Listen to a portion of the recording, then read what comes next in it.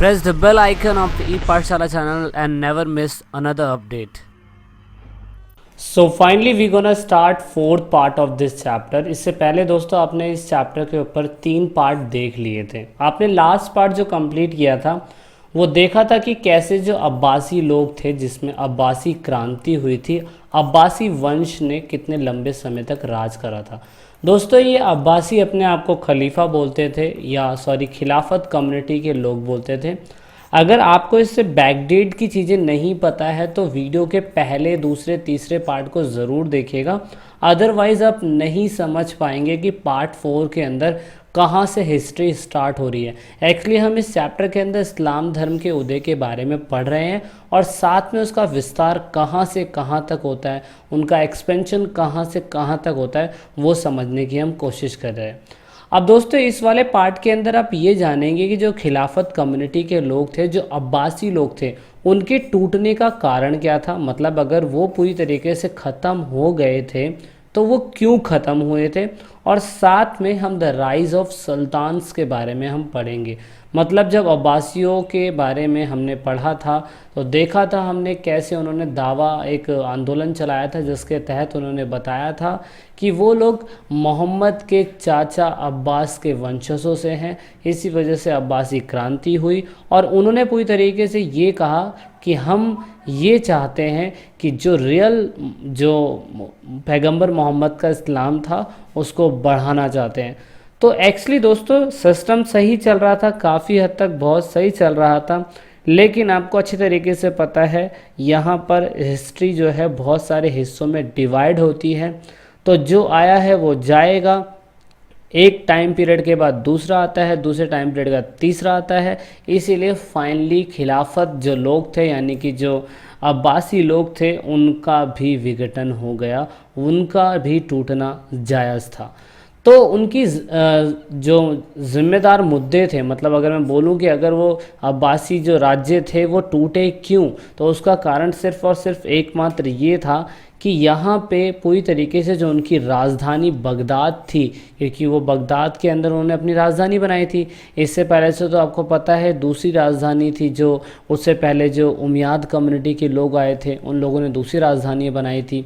जो पैगंबर मोहम्मद थे वो तो वैसे ही मदीना के अंदर ही रहते थे, लेकिन समय समय पे जो जो डायनेस्टियाँ आती गई उन लोगों ने अपने हिसाब से अपनी अपनी जो राजधानियाँ हैं वो बदलते रहे।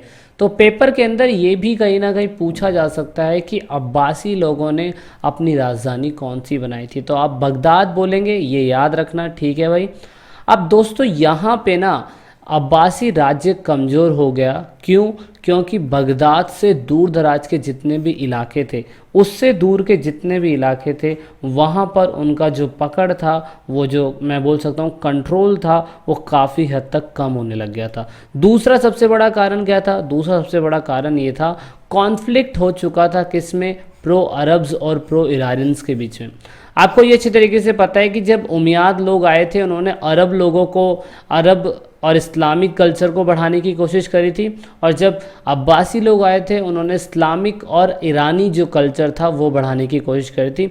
इवन ईरानी के जितने भी मतलब कल्चर हो सकते हैं, जो मैंने आपको बताया बाइजेंटाइन साम्राज्य के कल्चर थे, उन्होंने पूरी तरीके से अडॉप्ट कर लिए थे। साथ में उन्होंने ईरानियन लोगों के जितने भी सेना थे या नौकरशाही के लोग थे वो सब टच में ले आए थे, और साथ में इन्होंने उमैयद लोगों की जो अरब कल्चर थे उसको भी बनाए रखा था। किन्होंने? अब्बासियों ने। लेकिन क्योंकि ये दोनों के कल्चर मिसमैच होने लग गए थे, दैट इज़ वाई दोनों के बीच में सिविल वॉर जैसी सिचुएशन हो गई थी। क्योंकि खिलाफत जो है उसमें दोस्तों क्या कहते हैं, अब्बासी ने अपने वंशजों को ही बोला था कि उनके हिरार्की सिस्टम के हिसाब से उनके बेटे ही कंट्रोल में आएंगे या उनके बेटे ही सत्ता में आएंगे। तो इसीलिए हुआ क्या दोस्तों, उनके जो 1810 के अंदर आप देखेंगे 5वें जो खलीफा थे, जो अब्बास खलीफा कहलाए थे, जिनका नाम आप देख सकते हैं हारून अल रशीद, इनका नाम है हारून अल रशीद। ये दोस्तों 1810 के अंदर थे। अब इनके 2 बेटे थे, इनके 2 बेटों ने उस समय पे मैं बोल सकता हूँ जिनका नाम है अमीन और मामून। आप देख सकते हैं मामून और अमीन 2 बेटे थे इनके। इन दोनों के बीच में मैं बोल सकता हूँ गृह युद्ध जैसी सिचुएशन हो चुकी थी, सिविल वॉर जैसी सिचुएशन हो चुकी थी। इसकी वजह से जो खिलाफत है यानी कि जो अब्बासी लोग हैं उनका टूटने की शुरुआत पूरी तरीके से हो चुकी थी। आपस में ग्रुपिज्म चल रहा था, एक व्यक्ति कह रहा था कि वो अरब की कैटेगरी को मानेगा, एक कह रहा था वो नहीं ईरान की कैटेगरी को मानेगा। तो इसकी वजह से अब यहाँ पे फिर से शिया और सुन्नियों के बीच में आपस में फिर से झड़प होनी चालू हो गई। और सिर्फ इस लड़ाई की वजह से दोस्तों जब सिविल वॉर हुआ तो वैसे तो पूरा का पूरा जो इनका कंट्रोल बगदाद के ऊपर था वो तो नहीं था कमज़ोर, लेकिन आसपास के इलाकों में तो कमज़ोर होने लग गया था। और जब आसपास के इलाकों में कमज़ोर होने लग गया तो दूसरी सत्ताएं जो थी वो आने लग गई थी। जैसे ताहिर वंश था वो आ चुका था, समानी वंश था वो आ चुका था, और साथ में एक और वंश था सीरिया के अंदर दोस्तों, एक वंश था जबकि सीरिया के अंदर भी इसका कंट्रोल था। सीरिया के अंदर तुलनी वंश जो था दोस्तों, ये वंश भी आया। तो देख रहे हो मतलब अब्बासियों के ख़त्म होने की वजह से बेचारे खुद अब्बासी कमज़ोर हो गए क्योंकि आपस में सिविल वॉर होने लग गया था, और यहाँ पे दूसरे लोगों को अपने नए नए वंशज बनाने का मौका मिल गया था। और दोस्तों बनाने का मौका तो मिल गया, लेकिन ये लोग छोटे छोटे इलाकों को टेरिटरी में कंट्रोल कर पा रहे थे। लेकिन अभी तक इन लोगों के पास बगदाद के ऊपर कंट्रोल तो था, लेकिन जैसे जैसे समय बीतता चला गया इनका कंट्रोल बगदाद से भी चला गया। क्यों? क्योंकि 1945 एडी के अंदर लगभग एक और कम्युनिटी थी जिन्होंने अब्बासियों को उनकी सत्ता छोड़ने पे मजबूर कर दिया था। और ये कैटेगरी कौन सी थी दोस्तों? ये कैटेगरी थी बुहाई बोलते हैं इसे। आप ये बुहावी वंश देखेंगे, इन्होंने पूरी तरीके से बगदाद के उस इलाके को कैप्चर कर लिया था जहाँ पे कभी अब्बासी लोग रहा करते थे। तो अब बगदाद के ऊपर भी कंट्रोल क्या कहते हैं अब्बासी लोगों का नहीं रहा। यानी कि आप देख सकते हैं छोटे छोटे क्लेन बनने चालू हो गए, और बुहावी नामक जो वंश था वो शिया वंश से ही बिलोंग करता था, और उन्होंने कहा कि अब असली हकदार जो है हम हो गए हैं। तो इस हिसाब से मैं ये देख सकता हूँ कि एक ताहिरी वंश आ गया, और साथ में एक सम्मानी वंश आ गया, एक बुहावी वंश आ गया, और साथ में एक और तुलनी वंश आ गया। ये सारे वंश धीरे धीरे कहीं ना कहीं अपनी टेरिटरी बनाने लग गए थे। लेकिन दोस्तों इस बीच मैं बोल सकता हूँ जो ये बुहावी वंश आया था, इस बुहावी वंश ने कंट्रोल तो पूरी तरीके से बगदाद के ऊपर कर लिया था, क्योंकि बगदाद के अंदर अब्बासी वंश काफ़ी सालों तक राज कर रहा था, 2 सदी तक राज कर रहा था। लेकिन आपको पता है सत्ता छीनने में समय नहीं लगता है, इसीलिए इन लोगों ने पूरी तरीके से अपनी उपाधि जो होती है, क्योंकि जो खिलाफत ये अपने आप को बोलते थे, खिलाफत कम्युनिटी के लोग बोलते थे, ये उन्होंने उसकी पोस्ट नहीं ली। इन लोगों ने अपने आप को शहनशाह बोला। शहनशाह एक ऐसी पोस्ट होती है जो बाद में हमारे जो मुग़ल दरबार के लोग थे उन्होंने शहनशाह जो उपाधि थी वो अपने ऊपर लाई थी। यानी कि अगर हम वर्ल्ड की हिस्ट्री की बात कर रहे हैं, इस्लामिक हिस्ट्री की बात कर रहे हैं, तो उसमें बुहावी वंश एक पहला वंश आया था जिसने शहनशाह की उपाधि अपने ऊपर धारण करी थी। शहनशाह का मतलब आपको सिंपल शब्दों में पता चल जाता है कि राजाओं का राजा, है ना। तो खलीफा इन लोगों ने पदवी नहीं ली, इन लोगों ने पूरी तरीके से शहनशाह पदवी ली। लेकिन इन लोगों ने पूरी तरीके से जो ये सिस्टम जो अब्बासी लोगों ने चलाया था वो एकदम से बंद कर देना नहीं चाहते थे दोस्तों। क्यों बंद कर देना नहीं चाहते थे? क्योंकि उनको पता है कि इन लोगों ने इतने लंबे समय तक जो भी एक सिस्टम बनाए रखा था उस सिस्टम को काफ़ी हद तक मतलब एकदम से मैनिपुलेट कर देंगे तो लोग क्या कहेंगे, है ना। तो इसी वजह से इस बीच एक छोटी सी इंटरेस्टिंग स्टोरी ये आती है कि मोहम्मद जो थे उनकी जो मैं बोल सकता हूँ बेटी थी, उस बेटी के वंशज से एक फातिमी निकल के आई थी, एक लेडी। उसने ये बोला था कि भाई हम लोग जो हैं वो पैगंबर मोहम्मद की बेटी जो है उसके वंशज से बिलोंग करते हैं। इसकी वजह से अब जो इस्लाम धर्म है उसको कंट्रोल करने की पावर अब डायरेक्टली हमारे पास आनी चाहिए, है ना। मतलब अब हर कोई क्लेम करने की कोशिश कर रहा है, तो इसीलिए इन्होंने भी क्लेम करा और इन्होंने फाइनली 1969 के अंदर आप देखेंगे मिस्र के कुछ हिस्से थे, जो मिस्र के हिस्से थे उनको जीत लिए थे और बाद में मिस्र की पुरानी राजधानी जो थी, फुस्तैत्स बोलते हैं उसे, पुरानी राजधानी को फुस्तैत बोलते हैं, और इन्होंने उस राजधानी को हटा के नई राजधानी बनाई थी जिसे अब काहिर बोलते हैं, ठीक है ना। काहिर राजधानी किन्होंने बनाई थी? पैगंबर मोहम्मद की बेटी के वंशज से निकली फातिमी करके इनका नाम था, इन्होंने कंट्रोल करा। मतलब एक सिंपल शब्दों में ये देखा जा रहा है कि जब अब्बासी क्रांति हुई और जब अब्बासी मतलब पूरी तरीके से सत्ता में आए थे तो उनका कंट्रोल बहुत बड़े इलाकों में था, लेकिन धीरे धीरे उनका कंट्रोल कम होने लग गया था। क्यों? क्योंकि अरब और ईरानियों के बीच में लड़ाई होनी चालू हो गई थी, और जब लड़ाई होनी चालू हो गई थी तो उनके अंडर कंट्रोल में जितने भी इलाके थे वो छीनते गए, और छीनने के बाद फाइनली नए नए छोटे छोटे वंशज आने चालू हो गए। दोस्तों जब ये वंशज आने चालू हो गए ना, तो इसी बीच लगभग 10वीं और 11वीं शताब्दी के अंदर यहाँ पर उदय होता है किनका? सुल्तानों का।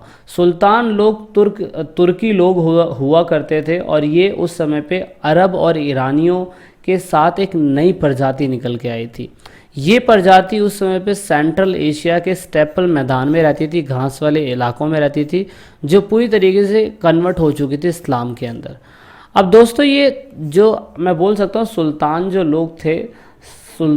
लोग थे, ये तुर्किस्तान के आसपास के जो मध्य एशिया के घास वाले मैदान थे वहाँ पर ये लोग रहा करते थे, और उस समय पे ये जो लोग थे ये अच्छे घुड़सवार, कुशल घुड़सवार थे, स्किल राइडर थे, ये वॉरियर टाइप लोग थे, और इन्होंने बहुत टाइम पहले से ही ये लोगों ने जो जितने भी ये वंशज मैं आपको बता रहा था, अब्बासी, समानी, बुहावी, इन सभी वंशज के अंडर कंट्रोल में रह के ये लोग सभी काम करते थे। ये एक तरीके के सैनिक वंशजों में से एक थे, और इन्होंने ये चीज़ नोटिस करी कि अरब के लोग और ईरान के लोग आपस में गृह युद्ध करने की सोच रहे थे। तो कहीं ना कहीं अब यहाँ पे क्या कहते हैं सुल्तानों का उदय हुआ धीरे धीरे, क्योंकि ये सेना कम्युनिटी से बिलोंग करते थे, और ये सेना कम्युनिटी से बिलोंग करते थे तो इन्होंने धीरे धीरे अपनी योग्यता के बेस पे, अपनी ईमानदारी के बेस पे जितनी भी सल्तनत चल रही थी, जितने भी ये मतलब ईरान, अरब और इस्लामिक कल्चर के जितने भी लोग थे, इन सभी लोगों के अंडर कंट्रोल में काम करते करते ये लोग बहुत ऊंची पोस्ट पे आ चुके थे। वैसे तो उस समय पे जो मैं बोल सकता हूँ गजी के सुल्तान जो थे उन्होंने इसकी बहुत मदद करी थी। गजी के सुल्तान अल्प तेगी जो हैं इन्होंने उस समय पे सैनिक वंश की स्थापना करी थी। वैसे तो ये गुलाम के बेटे हुआ करते थे, क्योंकि उस समय पे आपको पता था कि ये मतलब जितनी भी कम्युनिटी के लोग रहते थे उस समय पे उनके अंडर कंट्रोल में काम करते थे, तो इसलिए गुलाम के बेटे हुआ करते थे। लेकिन गजनी के मोहम्मद ने दोस्तों बहुत साथ दिया इन लोगों का, और इनको भी कहीं ना कहीं ये वैसे तो बड़ी पोस्टों पे जाने के लिए सोचते नहीं थे, और ना ही कभी इन्होंने सोचा था कि सुल्तान की उपाधि ग्रहण करेंगे, और ना ही कभी उन्होंने सोचा कि अपने आप को खलीफा कहेंगे या शहंशाह कहेंगे। बस इनकी खासियत ये थी कि ये अच्छे कुशल घुड़सवार थे, और शुरुआती समय में ये लोग कभी भी ये नहीं चाहते थे कि अब्बासी लोगों को ख़त्म कर देंगे, और ना ही अब्बासी लोगों को इनसे नुकसान था, क्योंकि इनको अब्बासी लोगों को ये पता था कि ये गुलाम के बेटे हैं और एक कभी भी उनको मारकर अब सत्ता में बड़े होना नहीं चाहेंगे। लेकिन दोस्तों समय बीतता है, समय बीतने के बाद फाइनली यहाँ पे जो फातिमा वंश की जो वो व्यक्ति थी, मैंने आपको बताया, यहाँ पे मैंने थोड़ा सा गलत लिख दिया, ये फ़ातिमी डायनेस्टी जो है ये वही डायनेस्टी है जो इजिप्ट के मिस्र के अंदर बहुत पावरफुल बन चुकी थी, और मुस्लिम धर्म वहाँ पे काफ़ी ज़्यादा क्या कहते हैं फल फूल रहा था। लेकिन यहाँ पे साइड बाय साइड तुर्किस्तान के अंदर जो ये आपके सेल्जुक तुगलक है, यानी कि जो सुल्तान वंश है, इन वंश का उदय होना चालू हो गया था। अब जब इन वंश का उदय होना चालू हो गया, जो सेल्जुक एम्पायर आप देख सकते हैं ये इतना बड़ा हो गया है कि इन लोगों ने धीरे धीरे करके उन सभी इलाकों पे अटैक करना चालू करा जहाँ जहाँ पे छोटे छोटे साम्राज्य रहा करते थे। इन लोगों ने फाइनली क्या कहते हैं जो अटैक करा था सैनिक वंश ये हैं, इन लोगों ने उस समय पे बहुत बड़े इलाकों पर अटैक करना चालू करा था, जैसे सामिया साम्राज्य जो था वहाँ पे, तुरान के जो इलाके थे वहाँ पर इन सभी ने अटैक करने चालू करे और इन लोगों ने अपनी खुद की कैपिटल निशापुर बनाई थी। शुरुआती समय में ये दो भाई थे जिन्होंने क्या कहते हैं, आप देख सकते हैं दो भाई, जैसे आप तुल लील और छगरीब बोलते हैं इसे, तो ये दो व्यक्ति थे जिन्होंने उस समय पे सुल्तान वंश को बढ़ाने की कोशिश करी थी और फाइनली इन लोगों ने धीरे धीरे करके बहुत बड़े इलाकों को जीतना चालू करा। 1037 के अंदर इन्होंने खुरासन करके जो बहुत बड़ा इलाका इस्लाम का था वो जीत लिया था और बाद में इन लोगों ने अपने ही जो डायनेस्टियाँ थी उनको और बड़ा बनाने लग गए थे। अब यहाँ पे आप ये देखेंगे कि ये लोग उस समय पे ना तो खलीफा थे, ना तो सुल्तान थे और ना ही इन्होंने किसी की पोस्ट धारण करी थी, लेकिन क्योंकि ये लोग सेना नायक थे, सेना की कैटेगरी के लोग थे, इसकी वजह से इनके पास शक्तियाँ काफ़ी ज़्यादा फल फूल रही थी। इसीलिए one group which come to the power in this region were Seljuk Tughlaq, और इसकी वजह से जहाँ जहाँ के इलाकों में ये जिन जिन अंडर कंट्रोल में रहते थे और जिन जिन इलाकों से परिचित थे उन इलाकों के अंदर इन्होंने अपना कंट्रोल बनाना चालू कर दिया। अब यहाँ पे ये उस समय पे राजनीतिक सत्ता हासिल करने में काफ़ी हद तक जो पॉलिटिकल पावर होते हैं या हायर रैंक पर जाने वाली बात होती है वो इन्होंने काफ़ी हद तक कंट्रोल करनी चालू कर दी थी। अब फाइनली यहाँ पे एंड में होता ये है कि उस समय पे जो खलीफा थे हमारे अल कायम करके इनका नाम था, उन्होंने तुगलक बेग को सुल्तान की उपाधि धारण कर दी। तो सुल्तान की उपाधि इस तरीके से मिलती है इन लोगों को और इस तरीके से आप देखते सत्ता जो थी अब कभी पैगंबर मोहम्मद के हाथ में थी, फिर बाद में उनके खलीफाओं के पास आ गई थी और फिर बाद में उमैयद कम्युनिटी के पास आ गई, फिर बाद में अब्बासियों के पास आ गई और फिर बाद में इन सुल्तानों के हाथ में आ गई। इस तरीके से आप ये देखेंगे कि कैसे इस्लाम धर्म का उदय जो हो रहा है अलग अलग तरीके से हो रहा है। अब यहाँ पे इस्लाम धर्म तो बढ़ रहा था लेकिन साथ साथ में दोस्तों ईसाई धर्म भी बढ़ रहा था। ईसाई धर्म और इस्लाम धर्म की वजह से जब ये दोनों एक दूसरे पे ओवरलैप होने लग गए थे तो धर्म युद्ध जैसी स्थिति होनी चालू हो गई थी, क्योंकि कोई भी धर्म अपने आप को एकदम से ख़त्म कर देना नहीं चाहता था। तो इस तरीके से आपने देखा होगा कि कैसे Iran, Iraq, Turkmenistan, Kazakhstan, Pakistan, Afghanistan, या मैं बोल सकता हूँ मतलब इजिप्ट की कितनी सारी कंट्रियाँ हैं, मतलब इन सारी कंट्रियों के अंदर जब भी तो ये जो मुसलमान धर्म है, जो इस्लामिक धर्म है, वो कैसे कैसे अलग अलग वेराइटीज़ में है ना। यही कारण था क्योंकि लंबे साल तक बहुत अलग अलग लोगों ने इनके ऊपर राज किया था। दैट इज़ वाई आप देखेंगे कि इस्लाम धर्म का विस्तार बहुत ज़्यादा है।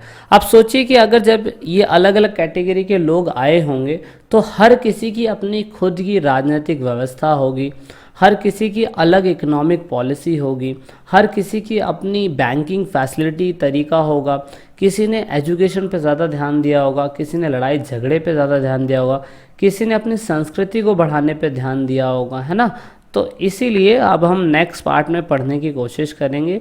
बाकी तो खैर अब यहाँ पे जब क्रिश्चियन धर्म आएगा और इस्लाम धर्म और क्रिश्चियन धर्म के बीच में जब युद्ध होगा तो वो धर्म युद्ध के नाम से कहलाया जाएगा और हम धर्म युद्ध के बारे में ही पढ़ेंगे बाद में।